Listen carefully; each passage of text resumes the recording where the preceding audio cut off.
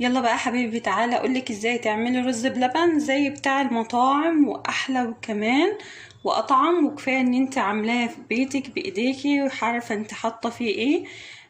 وهوريهولك ما شاء الله عليه. شايفه عملنا في الفرن وزينا كده بحاجات بسيطه. التزيين ده طبعا بيرجع لك انت. ادخلي شوفوا الفيديو بقى. بس ان شاء الله لو عجبك ما تنسيش تحطي لايك وتعملي اشتراك عندي في القناه. ولو انت مش مشتركه يا ريت تشتركي. بسم الله الرحمن الرحيم، والصلاة والسلام على أشرف المرسلين. دايما بحب أبدأ كلامي معاكي بالصلاة على النبي. صلي وبلاش تبخلي. أكيد طبعا من عنوان الفيديو عرفتوا احنا هنعمل ايه. هنعمل بقى شوية رز بلبن زي بتوع المطعم وزي بتوع بره وأحلى وأجمل كمان. دايما كلاتنا بنقول ليه الرز باللبن بيكون في المطعم ليه شكل وطعم، وبيكون في البيت ممكن يكون ناشف شوية. ممكن تكون حباية الرز مش مستوية حلو. انا هقولك النهاردة ازاي تسوي الرز حلو وازاي يطلع معاكي في منتهى الجمال. انا عندي هنا 1.5 كيلو من الحليب، عندي سكر حسب التحلية. تمام، السكر ده حسب ما انت بتحبي. عندي هنا 3 معالق من النشا و3 معالق من الكريم شانتيه. ويفضل لو انت مش موجود عندك مفيش اي مشكله. تمام. هو مش شرط اساس الكريم شانتيه يا جماعه، بس هي كل الموضوع ان هو بيديكي نفس الطعم والحلاوه بتاعت بره بالظبط. عندي هنا بقى نص كوبايه من الرز غسلاها كويس جدا. حطيت على النص كوبايه كوبايتين 2 من الميه، نقعتهم ربع ساعه، ودلوقتي هرفعهم على البوتاجاز. يبقى انا حطيت هنا نص كوبايه، نص مج عادي من بتاع الشاي، عليه كوبايتين 2 من الميه وغسلتهم كويس. وبعدين حطيت النص كوبايه الرز عليها كوبايتين 2 من الميه، وهنرفعهم على النار لغايه ما يستوي زي اكل البيبي كده.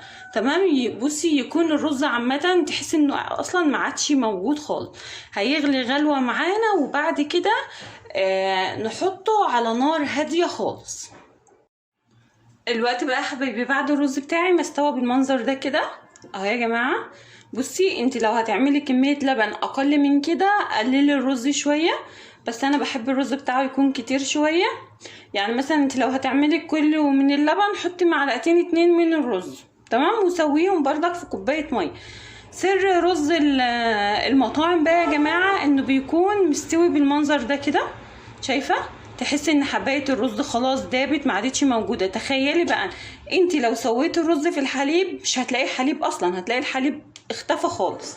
الوقت بقى هجيب الحليب بتاعي، طبعا انا غلياه قبل كده، وهبدا ادوب فيه السكر. بسم الله. وهدوب كمان الكريمه والنشا. هدوبهم حلو لغايه ما احس ان هما ما عادوش موجودين خالص. بس ما ينفعش خالص تعملي الخطوه ديت الا لما يكون الحليب ساقع. ما ينفعش تحطي النشا كده وهو سخن، هتلاقي النشا كلكعت خالص وما اتحركتش من مكانها. انا اقلبه كويس بقى، وبعدين انقله في حله اوسع شويه عشان اضيف الاتنين على بعض. بصوا بقى يا حبايبي، بعد ما قلبت السكر بتاعي كويس جدا والنشا، هبدا بقى اضيف الرز اهو. بسم الله. حاولي على قد ما تقدري تسوي الرز لوحده، اوعي تسوي الرز في الحليب، مش هتلاقي حليب، هتلاقي الحليب اصلا اختفى. على فكرة في ناس بتعمله بالطريقة دي ومش بتضيف نشا، بتكتفي بس بالنشا اللي بتكون موجودة في الرز. بس انا بحب كده احط معلقتين من النشا عشان تظبط لي القوام. تمام اهو. قلبناه كويس. يلا بقى ناخده ونرفعه على النار. بصوا يا حبايبي انا رفعته على البوتاجاز اهو. ايدك ما توقفش خالص، تقليب مستمر عشان الرز ما يرساش في الارضيه ويقوم يشيط منك. تمام اهو. يبقى انا هنا حطيت للكيلو ونص من الحليب، حطيت لهم ايه؟ حطيت لهم 3 معالق من النشا، 3 معالق من الكريم شانتيه، ونص كوبايه من الرز. حطيت عليها كوبايتين 2 من الميه، واديتهم كده غلو 10 دقايق على البوتاجاز لغايه ما بقوا عاملين بالمنظر اللي انا وريتهولك. وبعدين ضفت النشا مع السكر. السكر ده طبعا حسب رغبتك انت بقى، زي ما بتحبيه مسكر متوسط زي ما انت عايزه. وبعدين ضفت الرز وهناخده على النار. لازم نقلب لغايه ما نحس ان هو غلى من جميع الاتجاهات عشان النشا تكون استوت. ولو انت مش موجود عندك كريم شانتيه ده مفيش منه اي مشكله، يعني عادي، مش لازم تحطيه. احنا بس كل اللي بنعمله ان احنا بنعزز الطعم عشان نوصل لنفس الطعم بتاع ايه بره. على فكره بره حتى هو مش بيعملهولك بحليب جايباه من عند اللبان، لا هو بيعمل بلبن بودر وبيشتغل بميه. هو هيلاحق الناس حليب منين؟ هو كل شغله بلبن بودر وميه. وانتي برضك لو ما عندكيش حليب تقدري تعملي نفس الطريقه باللبن البودر. بصوا يا حبايبي، قعدت حوالي 5 دقايق على النار تقليب مستمر اهو يا جماعه. القوام بتاعها شايفين؟ طالما بدات تغلي كده من كل الاتجاهات وتطلع فقاقيع بالمنظر ده كده، يبقى كده النشا بتاعتنا استوت وبقت تمام. كل اللي هنعمله دلوقتي هنطفي عليها النار وناخدها نغرفها وهي سخنه، ما ينفعش خالص تستنى تبرد مكانها كده يا جماعه. يلا نروح نغرفها بقى دلوقتي بقى يا حبايبي، يلا نغرفها. اهم حاجه لازم الاطباق بتاعتك تكون ناشفه، ما يكونش فيها ميه. شايفين قوامها ازاي يا جماعه؟ هي ما بتكونش تقيله، هو لسه الرز بتاعنا ده هيتقلها، يعني ما بيكونش قوامها تقيل كده زي المهلبيه. تمام اهو. دلوقتي بقى لو انت حابه تدخلي حاجه تتحط تحت الشوايه بتاع الفرن البوتاجاز وتديكي لون احمر وكده، فلازم تبرد. لو دخلتيها تحت الشوايه دلوقتي للاسف هتفور معاكي، فانا هحبيها كلها في الاطباق وهسيبها لغايه ما تبرد خالص، وبعدين نرجع نزينها سوا ونحط كمان شويه تحت الشوايه، وهوريكي شكلها قد ايه هيكون جميل وقد ايه هتلاقيها اتمسكت معاكي وبقت 10/10. الرز بلبن حلاوته ان انت لما تيجي تاكلي كده تحسي ان انت بتاكلي رز بلبن مش بتاكلي مهلبيه. تمام. كل ده لسه هيتقل معانا دلوقتي يا جماعه، هنسيبها بس لغايه ما تبرد تماما وبعدين نرجع نشوف شكلها سوا. بصوا بقى يا حبايبي، بعد الاطباق بتاعتي كده ما اتاكدت خلاص انها بردت معايا وعملت وش بالمنظر ده كده، هاخد الاطباق اللي انا هدخلها الفرن وهحطها تحت الشوايه. تمام. يا ريت ما تكونيش معليه الشوايه قوي، خليها هاديه شويه عشان احنا مش عايزينها تتحرق زي الرز المعمر كده، احنا عايزينها بس تاخد لون خفيف.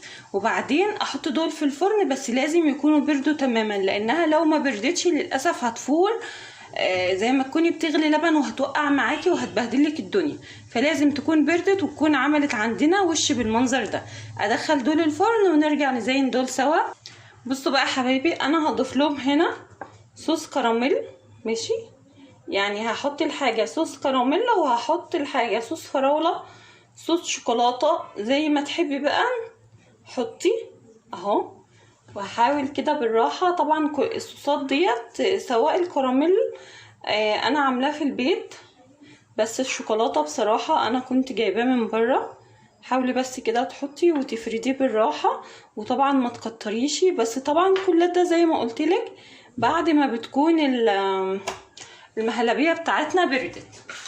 هنحط مثلا واحده بردك صوص شوكولاته بتاع فراوله، ده بقى انا جايباه من بره بس انا بردك كنت عملته عندي على القناه يعني. طبعا التزيين ده بقى انتي وراحتك زي ما بتحبي بقى زيني. ممكن شويه فول سوداني وخلاص والامر قضي يعني. هحط كمان هنا صوص شوكولاته كده، وبردك بالراحه خالص وهنفرده. تمام. هو هيفرد. ممكن مثلا عندي هنا بسكوت مجروش وهاجي كده بميل كده واحط شويه اي طعم انتي بتحبيه، اي حاجه حابه تضيفيها انتي وراحتك حطي كده مثلا.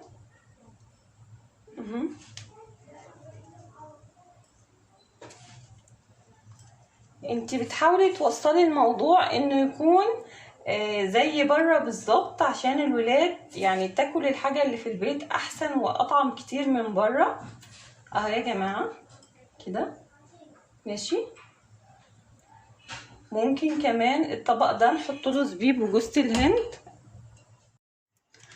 وده بقى حبايبي شكل الرز باللبن بتاعنا بعد ما خلص. طبعا اهم حاجة يبرد معاكي، طالما برد هيديكي النتيجة اللي انت عايزاها. هنا انا زينت شوية كده بالزبيب وجوز الهند، وده البسكوت اللي احنا عملناه سوا، وده الاطباق اللي احنا حطيناها في الفرن. يا جماعة شايفين الرز بلبن عامل ازاي؟ ما شاء الله عليه. شايفة قد ايه كريمي وقد ايه جميل، وما بالك كمان بقى لسه ما يدخل التلاجة كمان. ده اللي طلع من الفرن. عندنا ده كمان. شايفة يا جماعة كده بقى ان انت بتاكلي رز بلبن 10/10، كريمي وخفيف وجميل، وهيعجبك وينور رضاك ان شاء الله. بس باذن الله لو عجبك الفيديو ما تنسيش تحطي لايك وتعملي لي اشتراك في القناه لو انت مش مشتركه عندي. مع السلامه، ونتقابل في وصفات تانية كتيره باذن الله، ويا ريت ما تنسيش اللايك.